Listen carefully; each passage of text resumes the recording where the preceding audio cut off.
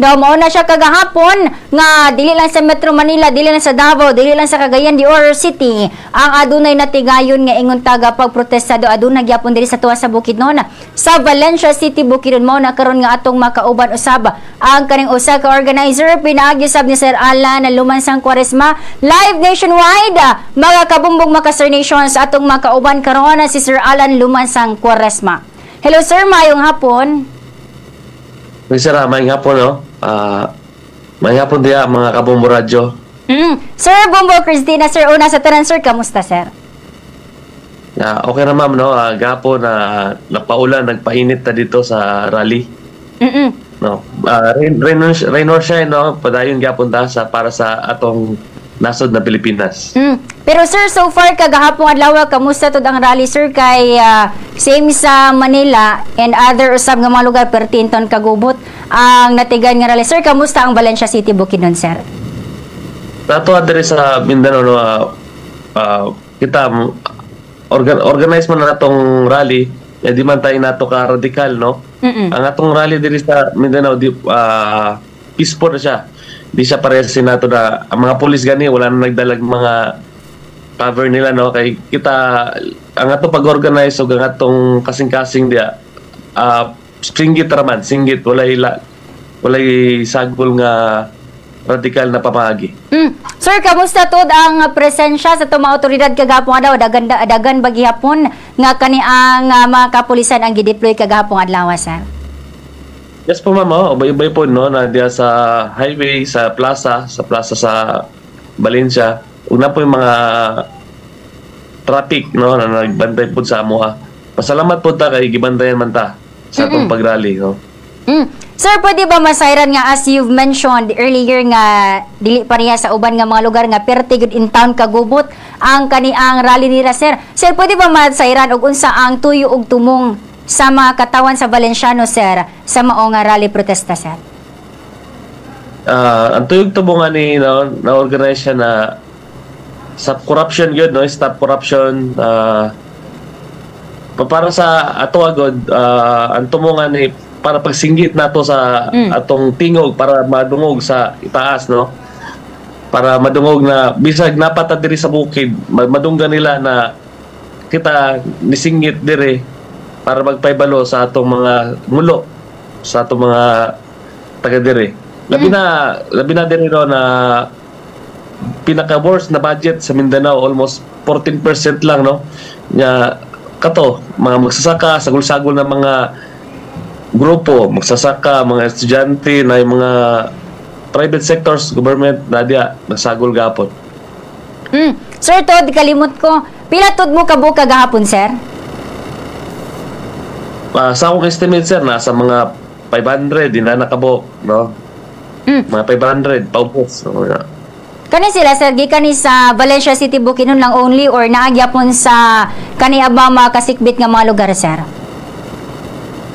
Kani sir, ma'am, sagol-sagol niya, no? Na yung mga taga Valencia, Malibalay, na iban na San Fernando o Maramag, no? Other municipality of Bukidnon ni siya, pero uban wala katen kay ulan man pod. Sir, sa tut mo nagsugod kagahapon adlaw, sir? Nagsugod mi mga almost 2 na, no? Nauman mi mga 3:30 na, mga inana. Alright. Pero sir, sa pagkakaroon in your end, kaniya ba yung tag unsay pinakadako karon sa imong tan-aw unsa ang pinakadako nga porma sa korupsyon dire sa nasod sa Pilipinas karon, sir? Mato na sa mga balita gyud ang pinakadako ang DPWH, you know, kay ang flood control nato almost billion, no? Murag ano na siya, breaking, wow, record breaking ba nga panghitabo, no, sa ato nya kato lang, ma'am. Yes, correct. Ang kuan karon, ang korupsyon karon sa nasod sa Pilipinas, sir, whether we like it or not, harap-harapan yun ang kaniabang korupsyon karon sa nasod sa Pilipinas. Pero sir, in your end, paminaw nimo aduna ba ka high epekto karon ang kaniang natigayon nga rally kagahapon adlaw, sir? Sa pagsulbad sa para sa yes, ma'am, saro po di po madungog sa Malacañang o sa atong mga nakalingkod diyan, no, sa pwesto na ang tao nagsalimuang na, no, na mutingog na gid siya. Kung kapag kita manggod mga nagrally para sa ko, kailangan tag-reforma, no? Reforma nga itong kailangan. Kung ang nag-leader na ito karon ng presidente, di mo dungog sa itong gusto na mahitabo. Dagan pa mga rallying mahitabo na di pa inato kadagan, no? Mas dagan pag mabot ng mga rally. Tod sir sa inyo sa Valencia City sir, aduna pa ba musunod nga kaniyang mga rally? Gawas kagahapon adlaw. Yes ma'am, oh, napanay mga maabot ma'am, no? Ato pa rin siyang i-improve pa, no? Kung mahitabo pa sunod, kung napay mga sa national, magaganda sa national, no, kay Katura ma'am. Sir, sa imo pong kaniyabang pananaw nimo unsa kaya karon ang problema sa nasod sa Pilipinas kay pila na kadekada, pila na ka mga baha ang nilabay nga ingon tag ang mas worse like what happened karon sa syudad sa Valencia City nga nikuha yun og kaniaba mahinulaman nga kinabuhi sa pipila usaba ka mga individual. Sir, ang problema ba karon sa nasod sa Pilipinas ang mga lideres nato sir? Kay ingon tag bulok man gyud atong sistema karon sa nasod sa Pilipinas sir. Tukod sa kaniyan to pa, mao na gyud din na mawala ang corruption ma'am, no? Mao kaniyang Mindanao, no? Mga Mindanao gusto silang federalism para ang atong kwarta dirira kay kung ingon gani ni Mr. Robin Padilla, no, kung basehan nato ang kwarta sa troso dirigikan sa Mindanao iabot sa Manila pabalik diri sa Mindanao toothpick na lang pag-abot. Correct. Diba? Inato ang kwarta kung sa pagdahi dagan na sa corruption mahitabo at pagbalik diri wa na. Inanatong ma'am, no? Ang gusto ko para sa ako kung makaya federalism sa Mindanao, kaya ano ta. Mao po dang ginapush ni ex-president Duterte, no? Parliamentary federalism para diri sa ato sa Mindanao. Lagi kay sama ra gyapon na si Surya sir nga og pagkaon ay padala kuan pero Surya dungagan jud na siya sama ra gyapon sa kaniya ba imong gikaingon. Pero sir karon unsa man kinahanglan ba yun protesta ba yun kaha ang kaniyang sulbad karon sa nasod sa Pilipinas kay even gani si President Ferdinand Marcos Jr. ngayon tagwa pud siya kasabot karon unsay nahitabo sa nasod sa Pilipinas even siya nga presidente na gani siya maka-question pa siya unsay nahitabo karon sa Pilipinas. Para sa ako, ma'am, no, nasa ang desisyon, no, as a leader na to. Reform. Kailangan siya, ingon gani ni Attorney Rowena Guanzon, kung gana siya babalik ang salig sa tao sa iya, reform. Kailangan ta og mga dagan og mga ahensya sa corruption, sa iyang ang Congress, igamay ang term sa Senate para maplastar o bawala ang corruption, no. Kung di niya makaya, may pang resign na lang siya. Mo policy Inday Sara mas mayo siguro. Sir, same ba gyapon sa inyo ang rally kagahapon adlaw nga aduna gyapon yung mga panawagan nga as you've mentioned nga ipa-resign si President Marcos sir? Mao gyud mo gusto. Yan mo gusto, no. Di naman po siya almost sa 3 years, no, sa 3 years na yang paglingkod wala gyud siya nahimo, no. Hindi na to feel kay kita to see it to believe man ta, no. Mora po to ma'am. Alright, lagi kay daghanan usab kagahapong adlaw nga aduna gani kaniabang mga dapit nga dukang Marcos, dapit nga dukang Duterte ang halos na lang nagsinumbagan niya ang mas worst food karon nga kaniabang ang kalagot sa mga katawhan nga didto na paingon tanan sa ato ang mga otoridad sa mga kapulisan. Siguro nakita po nimo kagahapon adlaw sir ang nahitabo sa pipila ka malwar nga gipangbukbuk ang mga pulis. Ingon ana ba nga karon nga may lang unta sir og kaniabang ang mga kurakot ang gipangbukbuk dito merisi nila kaya mga kurakot man sila. Pero tuod sir nga kaniabang lauman ba nga adunay kabaguhan sir? Siguro kung madungog ni President Bongbong Marcos karon na mga pangitabo siguro na kay di man po na siya musugot na mo hawa sa yang gilingkuran karon as a president. Kung siya na siya initiative na mukuwag mga advisor na mas mayo para sa ko na pagbabago. Kung na siya initiative, no, na mukuhag mga political analysis na kay kan tao napula na manggod. Lagi kay matud pa sad even mga senador makaingon pud sila nga pila na ka dekada ang milabay wa gyapon kabaguhan na daw. Aduna man gyapon nag-ingon nga adunay kabaguhan, adunay gyapon nahimo ato ang presidente sa pagkaron, pero di pud nato mag-question ang katawhan kay ingon ana man pud ilang makita. Do adunay mo ingon nga wala ay laapod na ang kaniabang sentimento kay sila man pud yun ingon tag matud pa nila nga let the people judge kaniabang sa pagkakaron. Pero to sir kagahapon tong adlaw aduna ba mga batan-on sir ang may apil sa rally sa Valencia or kasagara batan-on gid sir? Kasagaran ano na gyud mga above 30s and 40s na no kaya mga batan-on siguro di pa sila nakamata no ang ubang pod mga trabahante na no mga 30s down no kay katapod na rally welcome man pod to no no wala to siya color no walay green walay ano dia basta sa laban sa corrupt no kita taga Mindanao ako sa Duterte man ako na fan pero ang corruption bisag ang Duterte mga corrupt ato na silang protestahan gyapon. Mao lagi kay bisag asa di lang sa nasod sa Pilipinas adunay gi corruption and like what happened sa Nepal and other Indonesia. Nagprotesta gyapon ang mga kabatan-unan. Sir pero sa imo pa yes go ahead sir. Mato, same sa Nepal no, world record to 2 days lang. 2 days lang nila na 2 days lang to napahawa nila ilang gobyerno dito. Mato siyang isa sa mga Guinness Book of Records siguro to na panghitabo. Sa Indonesia, Vietnam.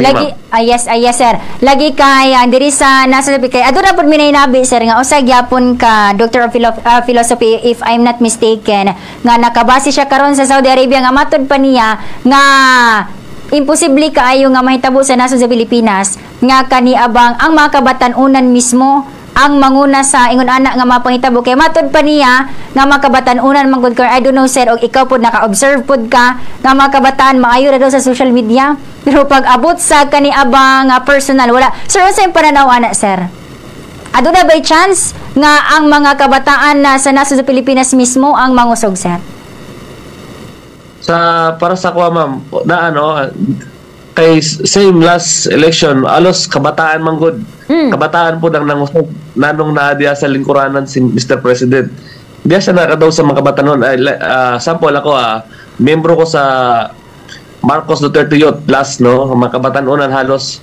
ang among gunit whole Philippines kabatanunan yun ang pag-asa ng bayan para sa kuha kung karon naniid pa siguro ang mga kabatanunan o kulang pa sila sa udyok para sa knowledge no nanong ginabuhat ni sa uban na protesta o sa ibis nato sa Nepal manggon ma'am ang mga kabatanunan dito gikuha sila mga social media almost social platforms wala tanan dagan to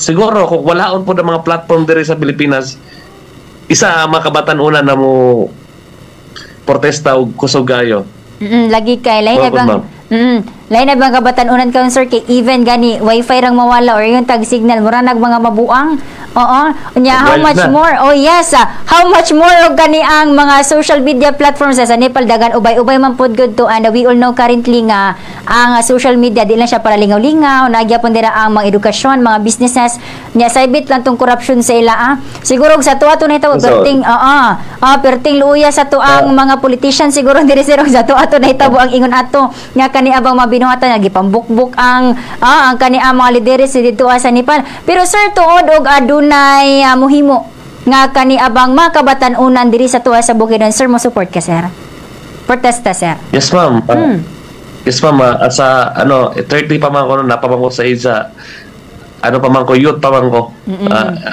but siguro as a pro-activist no sa suportahan ako at mag-encourage pa mag-encourage pa sa mga kabatanunan na mata, wake up, no? Pag-asa, kabataan na pag-asa ng bayan.